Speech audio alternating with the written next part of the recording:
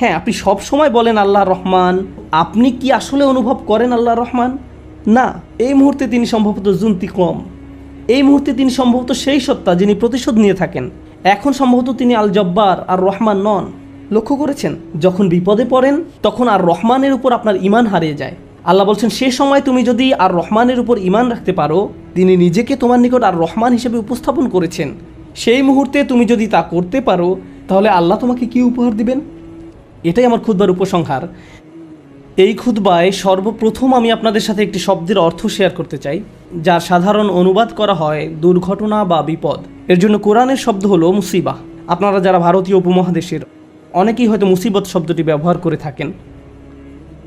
আর কোনো দুর্ঘটনা বা বিপদ আপদ বোঝাতে এটি ব্যবহার করা হয়। শব্দটি নির্গত হয়েছে আরবি শব্দ আসবা থেকে, কোনো লক্ষ্যে আঘাত হানা বা কোনো লক্ষ্যকে সঠিকভাবে আঘাত করা। কোরআন খুব কৌশলগত উপায়ে অন্য শব্দ কারিসা, যা দিয়েও দুর্ঘটনা বা ট্র্যাজেডি বোঝানো হয়, এই শব্দটা ব্যবহার করার পরিবর্তে মুসিবা শব্দটি ব্যবহার করেছে। এই মুসিবা শব্দটি ব্যবহার করার মাধ্যমে কোরআন ইঙ্গিত করছে যে বিপদ আপদে আঘাত হানুক না কেন, তা আসলে একটি লক্ষ্যে আঘাত হেনেছে।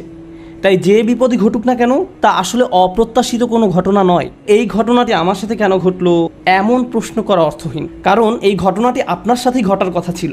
আবার যদি প্রশ্ন করেন এখন কেন ঘটলো, উত্তর হলো অন্য কোনো সময় এটি ঘটার কথা ছিল না। তা আমাদের জীবনে যেসব বিপদ আপদ ঘটে, তার জন্য কোরআনে এমনই একটি পরিভাষা ব্যবহার করা হয়েছে। আর জীবন এ ধরনের মুসিবতে পরিপূর্ণ। আল্লাহ আজ্জা ওয়া জাল্লা বলেন, লাকাদ খলাকনাল ইনসানা ফি কাবাদ, নিঃসন্দেহে আমি মানুষকে সৃষ্টি করেছি কষ্ট ক্লেশের মধ্যে। তাই এমনটি আসলে মানব জীবনের একটা অংশ। প্রসঙ্গত, এই সমস্ত মুসিবতের প্রকৃতি কেমন? একদিকে আমরা শুধু প্রাকৃতিক দুর্যোগ, যেমন ঘূর্ণিঝড়, ভূমিকম্প, আগ্নেয়গিরির অগ্নুৎপাত, টর্নেডো বা হারিকেন নিয়েও কথা বলছি না। এগুলোও বিপদ।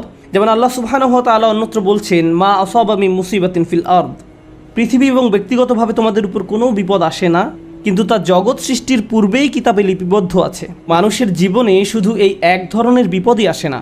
ভূমিকম্প যে শুধু কোনো দ্বীপে বা দেশে আঘাত হানে তাই নয়, আমাদের নিজেদের ভেতরেও ভূমিকম্প ঘটতে পারে।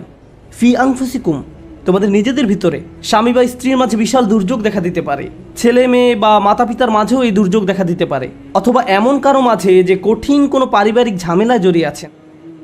এমন অনেক মানুষ আছেন যারা অর্থনৈতিক সমস্যায় জর্জরিত, অনেক মানুষ নানা ধরনের ভয়ঙ্কর মানসিক বা শারীরিক সমস্যায় জড়িয়ে আছেন।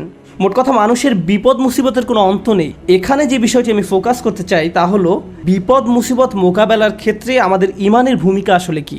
আমরা যে আল্লাহর উপর বিশ্বাস করি, তা বিপদ মোকাবেলায় কিভাবে আমাদেরকে সাহায্য করে। একজন বিশ্বাসী হিসেবে বিপদ মুসিবতে পতিত হলে কেমন প্রতিক্রিয়া দেখাবো, আর এটা আসলে নির্ভর করে আল্লাহর সাথে সম্পর্ক থাকা বলতে কী বোঝায় তার উপলব্ধির মাত্রার উপরে। প্রথমে আমি যে বিষয়টা শেয়ার করতে চাই তা হলো, দুই ধরনের খারাপ পরিস্থিতির পার্থক্য নিরূপণের ক্ষেত্রে কোরআন খুবই প্রজ্ঞার পরিচয় দিয়েছে। এক ধরনের খারাপ পরিস্থিতি যেটা দেখতে খারাপ মনে হয়, যা কিনা সম্পূর্ণরূপে আপনার নিয়ন্ত্রণের বাইরে, এমন পরিস্থিতিতে আপনার কিছুই করার থাকে না।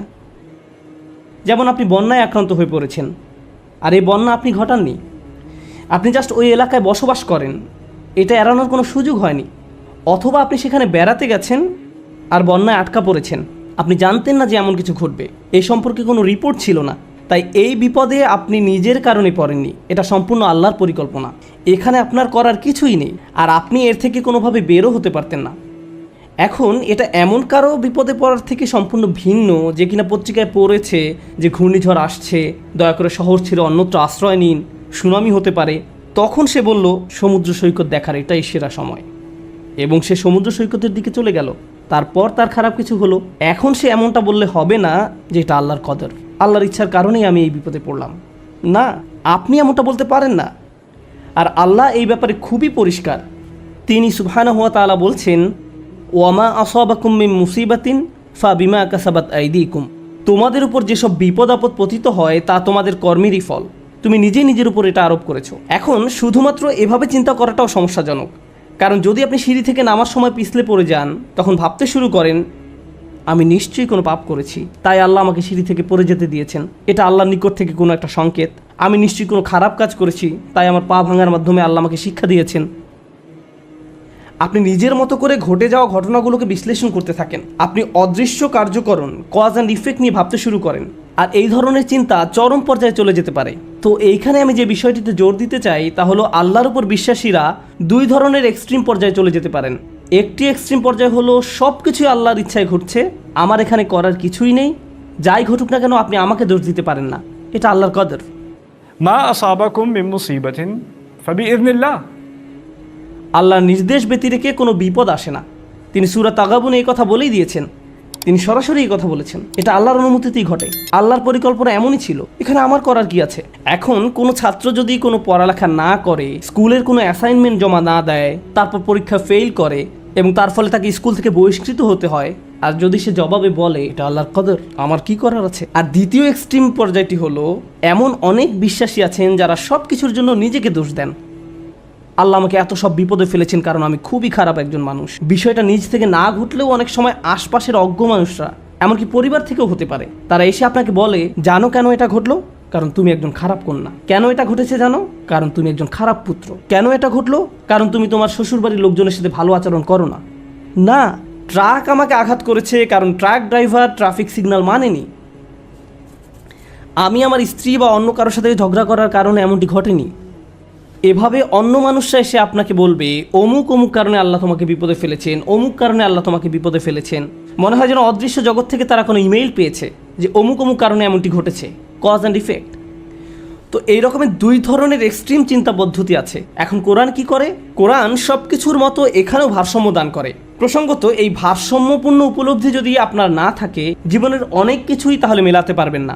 কোরআনের এই কথায় আলা বিযিক্রিল্লাহি তাতমাইন্নুল কুলুব, আল্লাহর জিকির দ্বারা অন্তরসমূহ শান্তি লাভ করে, এটা অন্য একটা অর্থ দান করে। প্রকৃতপক্ষে আল্লাহর চূড়ান্ত জিকির তথা জিক্রুল্লাহ হলো আল্লাহর কিতাব।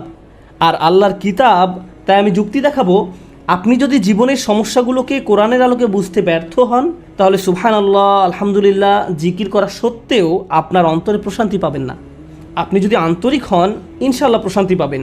কিন্তু এখানে উদ্দেশ্য হলো এই ব্যাপারটা সঠিকভাবে উপলব্ধি করা যে আল্লাহ কিভাবে আমাদের সাথে আচরণ করেন। তাই আমি এই সম্পর্কে আপনাদের সাথে কিছু কথা শেয়ার করতে চাই।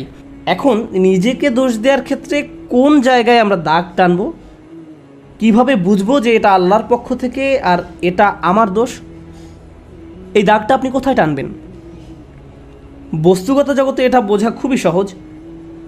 বস্তুগত জগৎ বলতে আমি কি বোঝাচ্ছি, যেমন আমার গাড়িতে যদি আমি গ্যাসোলিন দেওয়ার পরিবর্তে পানি দেই, তারপর এটা না চলে, তখন পরিষ্কারভাবে আমি বলতে পারি না যে এটা আল্লাহর পরিকল্পনা। অথবা আপনি যদি সবসময় জাঙ্ক ফুড খেতে থাকেন, মিষ্টি জাতীয় খাবার সবসময় খেতে থাকেন,